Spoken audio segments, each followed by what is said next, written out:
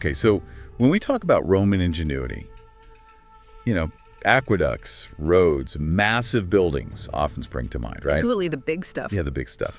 But today, we're diving into something much more intimate, definitely overlooked, and honestly, utterly surprising that was, like everywhere in their daily lives. Urine. Yes, you heard that correctly. Indeed.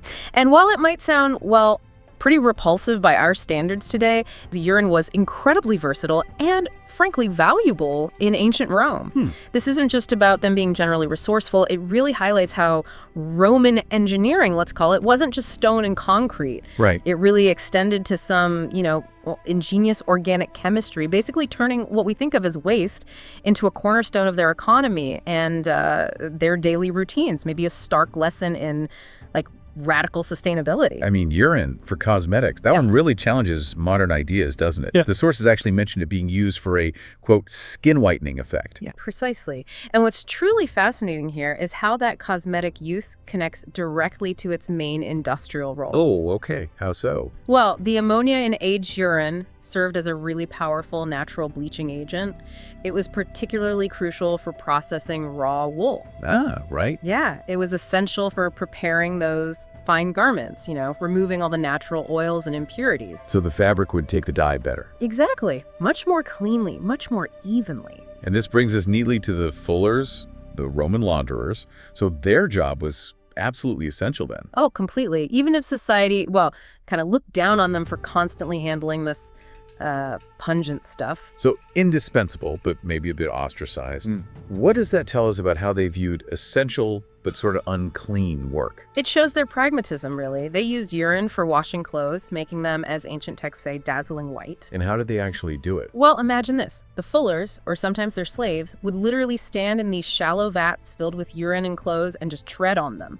Stomp them clean. Wow. Talk about hands-on laundry. Yeah. It's a real testament to their, unflinching pragmatism. They just saw a resource where we see waste. And this incredible pragmatism, it wasn't just for fabrics. It went into even more personal areas. We even see hints in Roman dental care. Right. Dental care? With urine? Some historical texts claim exactly that. Used to clean and whiten teeth. Pliny the Elder even suggested that Iberian urine, so urine from Spain, was superior for this. Apparently, it was even imported. Okay, after hearing about hygiene and beauty, you'd think we've hit the peak strangeness, but no, this is where it gets really interesting. The industrial scale. Absolutely. This is where its power was really leveraged. Tanning leather is a perfect example. How did that work? So animal hides, they'd be soaked in urine. The ammonia helped soften them and, crucially, remove hair and bits of flesh. Ah, breaking down proteins. Exactly. It made the leather supple and prepared it for the next stages. Essential for everything from sandals to soldiers' armor. And it wasn't just leather, right? You mentioned wool earlier. Yes. Besides the initial cleaning and bleaching, it was also used sometimes in preparing wool for spinning. And, importantly, as a mordant. A mordant? What's that? It's basically a substance that helps dye chemically bond to the fabric fibers. It makes the color permanent.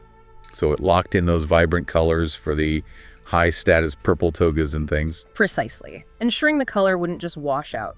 Very important for textiles. And beyond textiles, it was just a really effective general cleaning agent. For what kind of things? Clothes, obviously, but also floors, maybe even cleaning down streets. They actually had public collection points, pots or jars placed on street corners for people to contribute. Like an ancient municipal recycling program. You could almost see it that way, turning public waste into a collected, valuable commodity. It's kind of amazing. And what about medicine? Any role there? Surprisingly, yes, though maybe less widespread. Sources suggest it was used as a sort of disinfectant for wounds, maybe due to the ammonia, and for treating some skin conditions. Okay. And agriculture, did it feature there too? Oh, definitely. Urine is rich in nitrogen and phosphorus, just like modern fertilizers. So diluted urine was used to improve soil health and boost crop yields. Right. A very pragmatic approach when you don't have synthetic chemical fertilizers available. Purely practical. So effectively pioneering sustainable agriculture out of sheer necessity. That makes sense. And all this practical value, it must have had economic weight. Huge economic weight. Which brings us to Emperor Vespasian and his famous, or maybe infamous, urine tax. The money doesn't stink story. That's the one. He taxed the collection of urine from those public pots. When his son Titus apparently wrinkled his nose at the idea, Vespasian supposedly held up a coin earned from the tax and asked if it smelled bad.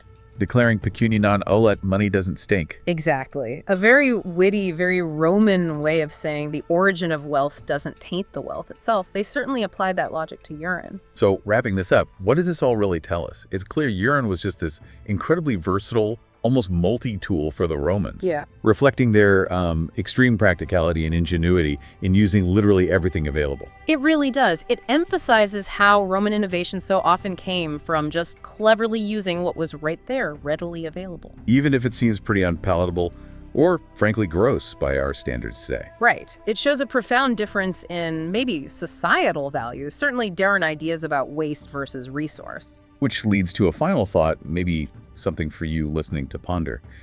Considering urine is a natural product, unlike so many harsh chemical cleaners or industrial agents we use now, could you ever imagine readopting it for some of these historical uses today?